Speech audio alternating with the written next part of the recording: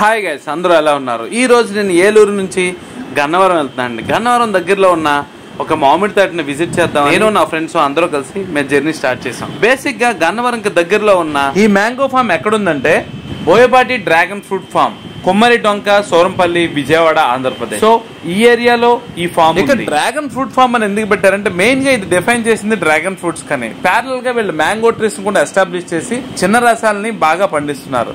మా ఎంప్లాయీస్ అందరూ కూడా